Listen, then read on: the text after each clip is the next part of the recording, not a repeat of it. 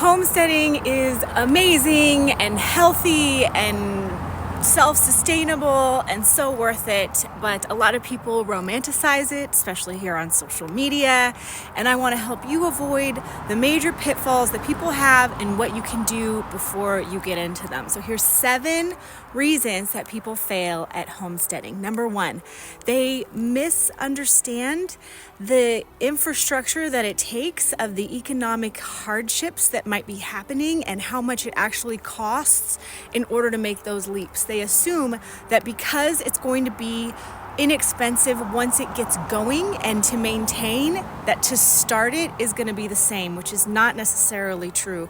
The land, the equipment, depending on how big you want to go, depends on how expensive it's going to be, and it might be more than you were originally thinking. Number 2, lack of sustainable income. People think that because they're going to be growing all their own food, they're going to have eggs from their chickens, they might have meat from their animals, that things aren't going to be expensive. You are still going to have to pay taxes, you're still going to have to buy gas, you're still going to have to do repairs on things. Maybe your roof leaks, maybe your floor caves out, maybe a tree, God forbid, falls on something.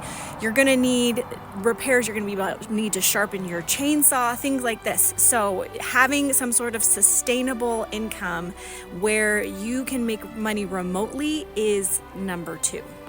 Number 3 is homesteader burnout. It is a lot of work, preserving food, growing food, making your own everything. It is so worth it, and it's wonderful to know those skills, but it is not easy and it takes a lot of time. People, I think, once again, romanticize the idea, and sometimes they get burned out when it doesn't go exactly their way, and so that can be a major issue. Number 4, poor planning and lack of upfront skills. So you can develop skills as you go, but thinking that you're just going to have this really long honey-do list makes it very uncomfortable, and you're going to have to learn on the fly and learn really quickly in sometimes sort of dire situations. So the more you can learn before you go do that, the better you're going to be in the long run.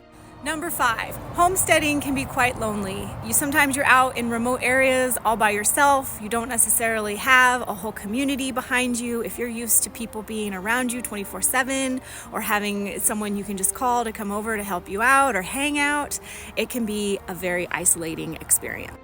Number 6, not adapting to challenges. There are things that come up, weather disasters, crop failures, animal disease, your own sicknesses. Sometimes things happen, and if you're not adaptable, you may not be suitable for this lifestyle. Number 7 is expecting immediate results. This can be a long-term thing that you do over your whole lifetime, thinking you can just jump in, know everything, do everything, and have unrealistic expectations for yourself is why a lot of people often quit.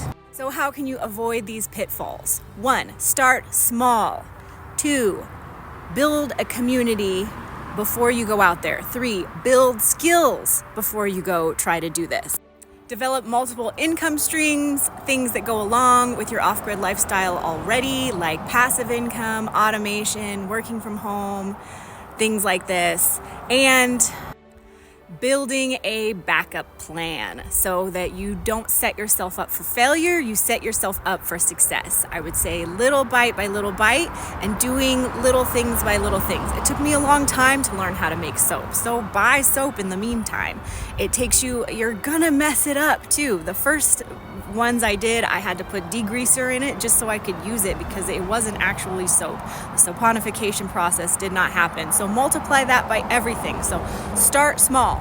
Don't just move out to the middle of nowhere thinking you're going to live off the land and live happily ever after with no money, no resources, and no backup plan. So I hope that this helps. I hope that you homestead. Even if you're in an apartment, you can grow sprouts, you can do little things, you can switch out those harmful chemical-laden laundry soap for things that are much more good for your body, and it's on your skin all day and it's causing all these hormone disruptors and things. So there's little things that you can do all the time, but you don't have to do everything. I've been using the bad for you soap for a minute now because I just haven't had the time and the money to invest in, and it's cheaper, honestly, but we have to have time, and I already had the other stuff. So starting small, doing what you can with what you have, being realistic with your expectations, and also being super generous with yourself and kind to yourself when you aren't doing what you want to be doing, and just keep focusing on what you want and moving towards those goals. So I hope that this helps, and have a wonderful day, everybody. Mwah! Thanks so much for watching.